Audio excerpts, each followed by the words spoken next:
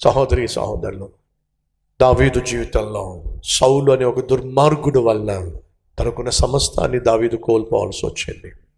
మరి నీ జీవితంలో ఏ దుర్మార్గుడు వల్ల, ఏ దుష్టుని వల్ల, లేదా ఏ తప్పుడు నిర్ణయం వల్ల, ఏ పొరపాటు వల్ల నీ జీవితంలో నువ్వు కలిగిన సమస్తము ఒక్కొక్కటిగా పోగొట్టుకొని ఈరోజు ఎటు కాని పరిస్థితికి ఎందుకు చేరావో నాకు తెలియదు, కానీ ఆ రోజు దావీదు అన్నీ పోగొట్టుకున్నాడు. అరణ్యంలో తిరుగుతూ ఉన్నాడు. దావీదు అలా పరిస్థితులు తల్లక్రిందులు అయిపోతున్నప్పుడు తనకు అర్థమైపోయింది, నన్ను సౌలు బ్రతకనివ్వడు, నన్ను చంపేస్తాడు, ఏదో ఒక రోజు నన్ను చంపేస్తాడు, నన్ను బ్రతకనివ్వడు. సౌలు చేతిలో నేను చచ్చిపోవడం కంటే తప్పించుకొని పారిపోవడమే బెటరు. ఎక్కడికి వెళ్దాం, ఎవరి దగ్గరికి వెళ్తే నేను క్షేమంగా ఉంటాను అని ఆలోచన చేశాడు. ఆలోచన చేయటం కంటే ప్రార్థన చేస్తే బాగుండేది. ఆలోచన చేయటం కంటే ప్రార్థన చేస్తే బాగుండేది. ఈరోజు మన మధ్య ఎవరైనా, అయ్యా నా పరిస్థితి ఏమీ బాగోలేదయ్యా, ఆరోగ్య పరిస్థితి బాగాలేదు, కుటుంబ పరిస్థితి బాగాలేదు, ఎప్పుడు నన్ను అర్థం చేసుకునే నా భార్య ఈరోజు అపార్థం చేసుకుంటుంది, ఎంతగానో ప్రేమించే భర్త ఈరోజు ఎందుకు ప్రతిదానికి కోప్పడుతున్నాడు, నేనంటే ప్రాణం ఇచ్చేటటువంటి నా పిల్లలు ఈరోజు నన్ను అపార్థం చేసుకుంటున్నారు, ఉద్యోగం చేసే చోట నాకు మంచి పేరుంది, ఏమిటో వాళ్ళు ఆ ఉద్యోగం నుంచి నన్ను తీసేశారు, అనేక మందికి సహాయం చేసేటటువంటి స్థితికి దేవుడు నన్ను హెచ్చించాడు, కానీ ఈరోజు నేను అడుక్కోవాల్సిన పరిస్థితి దాపరించింది, ఎందుకు నా జీవితంలో ఉన్నట్టుండి అన్నీ నేను కోల్పోవాల్సి వస్తుందో నాకేం అర్థం కావట్లేదు, నా కళ్ళ ఎదుట అన్నీ నాకు వ్యతిరేకంగా జరుగుతున్నాయి, నన్ను ప్రేమించిన వాళ్ళు కాస్త ఈరోజు నాకు శత్రువులుగా తయారవుతున్నారు, నేను సహాయం చేసిన వాళ్ళు కాస్త ఈరోజు నాకు దూరం అయిపోతున్నారు, ఈరోజు నేను పూట కూడా గడవక అల్లాడిపోతున్నాను, నా జీవితంలో ఎందుకు ఇలా జరుగుతుందో నాకు అర్థం కావట్లేదు. అలాంటి అర్థం కాని పరిస్థితి కూడా నువ్వు వెళ్తున్నప్పుడు నువ్వు చేయాల్సింది, నీ మది ఏం చెప్తే అది చేయటం కాదు, నాకు ఇలా చేయాలనిపిస్తుంది, ఏం చేయాలనిపిస్తుంది, ఆత్మహత్య చేసుకోవాలనిపిస్తుంది. ఎన్నిసార్లు నీ మనస్సు నీకు చెప్పలా? మన మనస్సు అనేక రీతులుగా మనతో మాట్లాడుతూ ఉంటుంది, అనేక సందర్భాల్లో అది దేవుని చిత్తానికి వ్యతిరేకంగానే మాట్లాడుతుంది. ఆ రోజు దావీదు మనసు దావీదుతో మాట్లాడింది, దావీదు నువ్వు బ్రతకలేవు, సౌలు నిన్ను చంపేస్తాడు, అర్ధంతరంగా నీ జీవితం ముగిసిపోతుంది. కానీ అదే సమయంలో దేవుడు చెప్పింది ఏమిటి? యెష్షయి ఇంటికి వెళ్ళి, సమయంలో యెష్షయి ఇంటికి వెళ్ళి యెష్షయి కుమారులో ఒకరిని రాజుగా అభిషేకించు, అతన్ని నేను రాజుగా ఈ దేశాన్ని పరిపాలించేవాడిగా చేస్తాను అని ఎవరు పంపించారు? దేవుడు పంపించాడు. అంటే దావీదు ఖచ్చితంగా దేశాన్ని పరిపాలించే రాజు కావాల్సిందే. మీరు జాగ్రత్తగా పరిశీలన చేస్తే 23వ అధ్యాయము 17వ వచనంలో యోనాతాను అంటున్నాడు, దావీదు ధైర్యంగా ఉండు, మా నాన్న నిన్నేమీ చెయ్యలేడు, ఈ దేశానికి నువ్వు రాజు అవుతావు. ఎవరు చెప్పారు? యోనాతాను చెప్పాడు. 24వ అధ్యాయం 20వ వచనంలో సౌలు చెప్పాడు, దావీదు నాయనా నువ్వు ఈ దేశానికి రాజు అవుతావు. సౌలు చెప్పాడు. చూడండి, కావాలంటే నిశ్చయముగా నీవు రాజు అవుదువు, ఇశ్రాయేలు రాజ్యము నీకు స్థిరపరచబడునని నాకు తెలియను. సౌలు చెప్పాడు. చంపడానికి కూడా పడుతున్న సౌలే అన్నాడు, దావీదా నాయనా ఈ దేశము నీ చేతికి అప్పగించబడుతుంది, నిశ్చయముగా ఈ దేశానికి నువ్వు రాజు అవుతావు. అబీగయేలు దావీదు తర్వాత పెళ్లి చేసుకున్నాడు. 25వ అధ్యాయం 30-31వ వచనాల్లో అబీగయేలు అంది, అయ్యా ఈ దేశానికి నువ్వు రాజువి, ఈ దేశాన్ని దేవుడు నీకు అప్పగిస్తాడు, ఈ దేశానికి నువ్వు అధిపతివిగా ఉన్నావు. అబీగయేలు అంది, నువ్వు రాజు అవుతావు. సౌలు అన్నాడు, నువ్వు రాజు అవుతావు. యోనాతాను అన్నాడు, నువ్వు రాజు అవుతావు.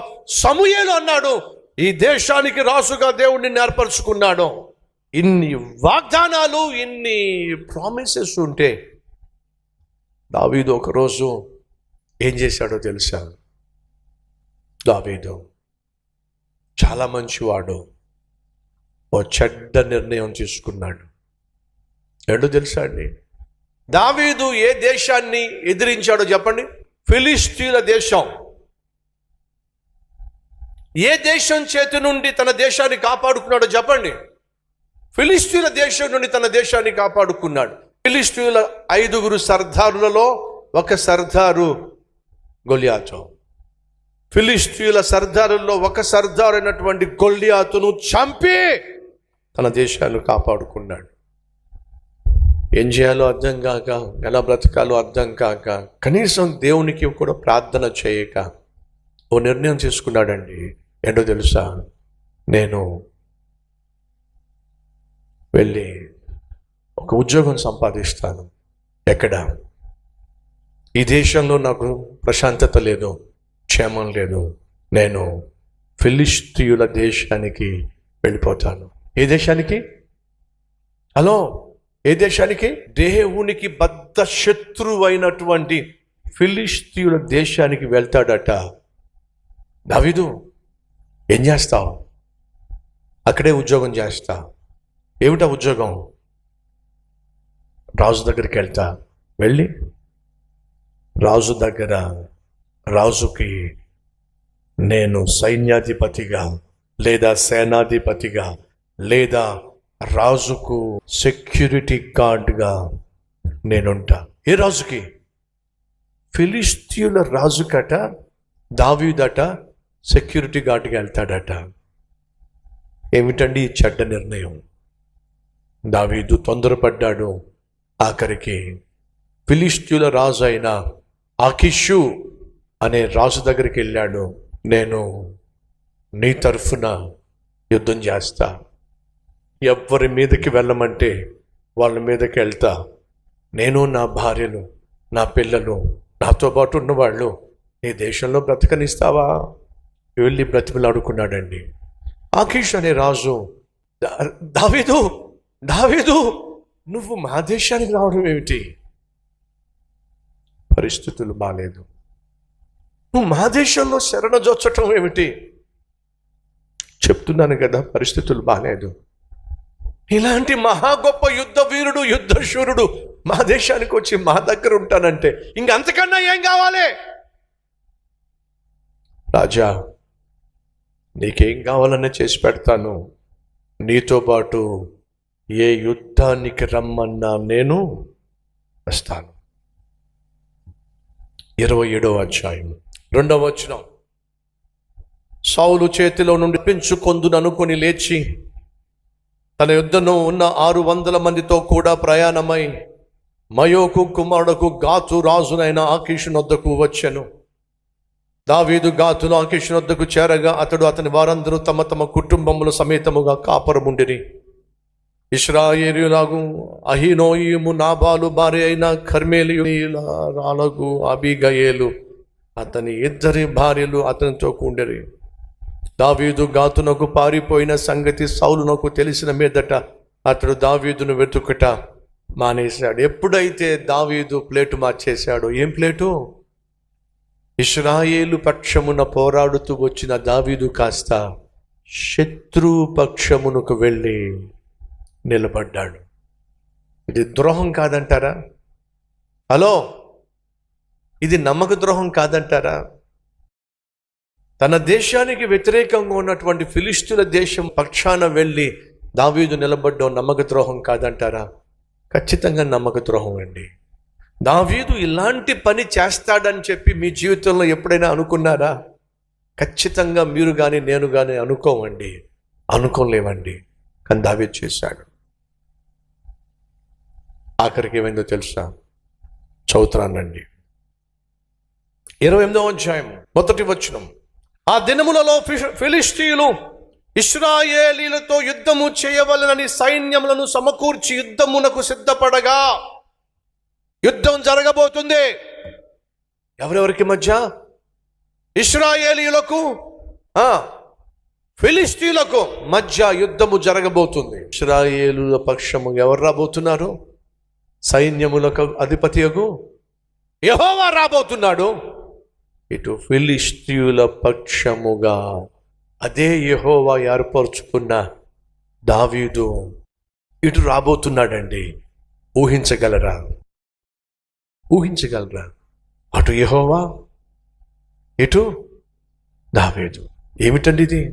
ఫిలిష్తీయులు ఇశ్రాయేలీయులతో యుద్ధము చేయవలనని సైన్యములను సమకూర్చి యుద్ధమునకు సిద్ధపడగా ఆకీషు దావీదును పిలిచి, నేను దండెత్తగా నీవును నీ జనులను నాతో కూడా యుద్ధమునకు బయలుదేరి రావాలి. హలో దావీదో, ఇశ్రాయేల్ మీదకి యుద్ధానికి వెళ్తున్నా, వస్తావా? దావీదు వస్తాడంటారా? రాగలడంటారా? దావీదు చెప్తున్నాడు, రాజా నువ్వు చెప్పినట్టే నీతో యుద్ధానికి వస్తాను. ఎంత దిగజారిపోయాడండి, ఎంత దిగజారిపోయాడు. 29వ అధ్యాయము 1 నుంచి కొన్ని వచనాలు. అంతలో ఫిలిష్తీయులు దండెత్తిపోయి అఫెక్కులో దిగి ఉండిరి. ఇశ్రాయేలీయులు యజ్రెయేలులోని జల దగ్గర దిగి ఉండిరి. ఫిలిష్తీయుల సర్దార్లు తమ సైన్యమును 100 మందిగాను 1000 మందిగాను వ్యూహపరిచి ఉండగా దావీదును అతని జనులను ఆకీషుతో కలిసి దండు వెనుక తట్టుకు వచ్చుచుండిరి. రాజు పక్కన నిలబడి యుద్ధానికి వస్తుంది. ఎవరో తెలుసా మీకు? చెప్పండి. దావీదు వస్తున్నాడండి. ఎంత తప్పండి ఇది, ఎంత దారుణం అండి. తినడానికి తిండి కష్టమైపోయింది, బ్రతకడం అసాధ్యంగా మారిపోయింది. ఏదో ఒకటి చేసి నేను బ్రతకాలి అనుకొని దావీదు ఎంతగా దిగజారిపోయాడంటే, దేవుని దగ్గరికి వెళ్ళి, ప్రభువా నన్ను ఏం చేయబోతున్నావు అని అడిగినట్లయితే, ఈ సమస్యల మధ్య దావీదు దేవుని దగ్గరికి వెళ్ళి, దేవా నన్ను ఏం చేయబోతున్నావు అని అడిగినట్లయితే, నా దేవుడు ఏం చెప్పాడో తెలుసా? ఇశ్రాయేలీయులకు నిన్ను రాజును చేయబోతున్నా అని చెప్పేవాడు.